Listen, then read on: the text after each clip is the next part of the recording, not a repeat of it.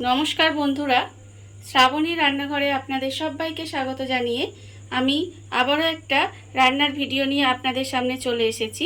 আজকের আমি আপনাদের আটা দিয়ে একটা মিষ্টির রেসিপি বানিয়ে দেখাবো। আশা করি এটা আপনাদের ভালো লাগবে, তার জন্য কিন্তু আপনাদের পুরো ভিডিওটা দেখতে হবে। তাহলে চলুন এই আটা দিয়ে আমি মিষ্টিটা কিভাবে বানাই সেটা আপনারা একবার দেখে নিন। আটার এই মিষ্টিটা বানানোর জন্য প্রথমে আমি এখানে একটা বাটি নিয়ে নিয়েছি। এবারে আমি বাটির মধ্যে দেব প্রথমে আটা। এখানে আমি 1 বাটি পরিমাণের আটা নিয়ে নিয়েছি। সেই আটাটা কিন্তু আমি প্রথমে নিয়ে নিলাম। এইবারে আমি এর মধ্যে নিয়ে নেব গুঁড়ো দুধ। যে বাটির 1 বাটি পরিমাণের আমি আটা নিয়েছি সেই বাটির কিন্তু হাফ বাটি পরিমাণের আমি এখানে গুঁড়ো দুধ নিয়ে নিলাম।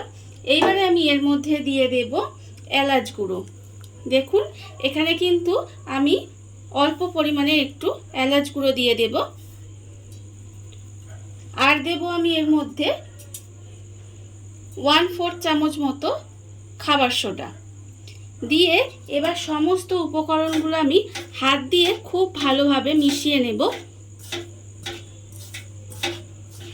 সমস্ত উপকরণ আমি খুব ভালোভাবে এখানে মেখে নিয়েছি। এইবারে আমি এর মধ্যে দিয়ে দেব ঘি। এখানে আমি প্রায় 2 চামচ পরিমাণে ঘি দেব। দিয়ে এবারে ঘিটাকেও খুব ভালোভাবে আটার সঙ্গে মিশিয়ে নিতে হবে। ঘিটা আমি এখানে আটার সঙ্গে খুব ভালোভাবে মিশিয়ে নিয়েছি। এইবারে আমি এর মধ্যে দেব দুধ। এখানে আমি লিকুইড দুধ নিয়েছি আর দুধটা কিন্তু খুব ভালোভাবে ফুটিয়ে নিয়েছিলাম। এখন কিন্তু নর্মাল টেম্পারেচারে হয়ে গেছে। এবারে এই দুধটাকে অল্প অল্প করে দিয়ে আটাটাকে খুব ভালোভাবে মেখে একটা ড্রো তৈরি করে নিতে হবে। একেবারে অনেকটা দুধ দেওয়া যাবে না, অল্প অল্প করে দুধ দেব, দিয়ে একটা ড্রো বানিয়ে নেব। আটাটা আমার এখানে মাখা হয়ে গেছে। আর আটাটা দেখুন একটু কিন্তু নরম করে মাখতে হবে। আমি এখানে আটাটা একটু নরম করে মেখে রেখে দিয়েছি। এবারে আটাটাকে আমি এখানে ঢাকা দিয়ে রেখে দেব। আর অন্যদিকে কিন্তু আমি গ্যাসটা অন করে একটা কড়া বসিয়ে দিয়েছি। কড়ার মধ্যে দেব প্রথমে চিনি। এখানে আমি বড় বাটির হাফ বাটি পরিমাণের এখানে চিনি দিয়েছি। এইবারে আমি ওই একই বাটির 1 বাটি পরিমাণে জল দিয়ে দেব। জল দিয়ে এবার এটাকে একটু ভালোভাবে ফুটতে দিতে হবে যতক্ষণ না পর্যন্ত চিনিটা গলে যায়। চিনির রসটা আমার এখানে ভালোভাবে ফুটে গেছে।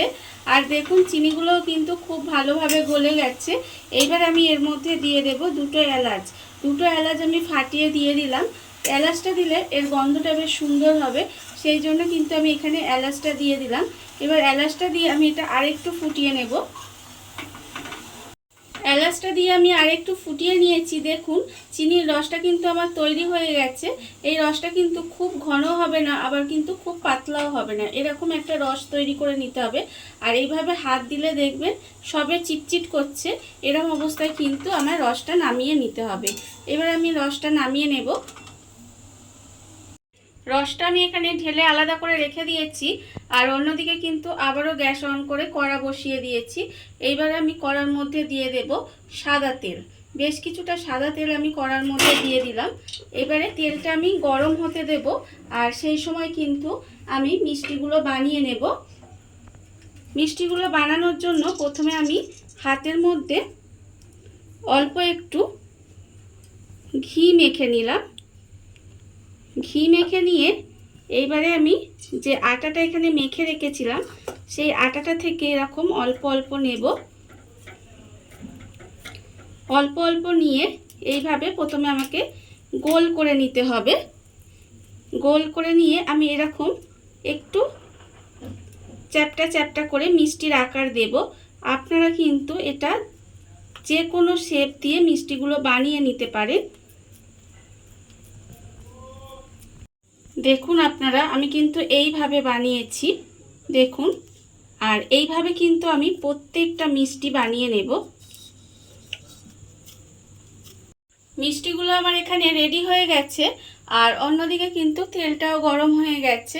তেলটা কিন্তু খুব বেশি গরম হলে চলবে না, একটু গরম হবে সেরকম তেলটা কিন্তু করে নিতে হবে।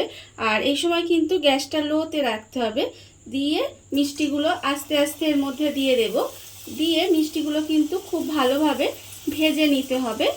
দেখুন ঠিক এইভাবে দিয়ে মিষ্টিগুলো ভেজে নেব। মিষ্টিটা আমি এখানে দেখুন মিষ্টিগুলো কিন্তু উল্টে পাল্টে লাল করে ভেজে নিয়েছি। আর মিষ্টিগুলো দেখুন কতটা কিন্তু ফুলে বড় হয়ে গেছে। এইবারে আমি মিষ্টিগুলোকে তুলে নেব, তুলে নিয়ে চিনির রসের মধ্যে দিয়ে দেব। দেখুন এইভাবে তুলে আমি চিনির রসের মধ্যে দিয়ে দেব। মিষ্টিগুলো আমি এখানে চিনির রসের মধ্যে ফেলে দিয়েছি, আর আবারও কিন্তু অন্য মিষ্টিগুলো দিয়ে আস্তে আস্তে ভেজে নিতে হবে। আর এইভাবে কিন্তু আমি মিষ্টিগুলো ভেজে চিনির রসের মধ্যে দিয়ে দেব। দেখুন আপনারা মিষ্টিগুলো কিন্তু আমি 30 মিনিট মতো রসের মধ্যে রেখে দিয়েছিলাম, আর 30 মিনিট পরে আমি আপনাদের দেখাচ্ছি। দেখুন মিষ্টিগুলো দেখতে যতটা সুন্দর হয়েছে খেতেও কিন্তু ভীষণ সুন্দর হয়, আর একেবারে কিন্তু মনে হয় না যে এটা আটা দিয়ে বানানো হয়েছে। আর আজকের এই রেসিপিটা যদি ভালো লেগে থাকে, আপনারা যদি ফেসবুক থেকে দেখে থাকেন তাহলে পেজটি ফলো করে দেওয়ার অনুরোধ রইল, আর যদি ইউটিউব থেকে দেখে থাকেন তাহলে চ্যানেলটি সাবস্ক্রাইব করে নেওয়ার অনুরোধ রইল। তাহলে আমি এখানেই ভিডিওটা শেষ করছি। আপনারা সবাই ভালো থাকবেন, সুস্থ থাকবেন। আবারও হাজির হব নতুন কোনো রান্না নিয়ে।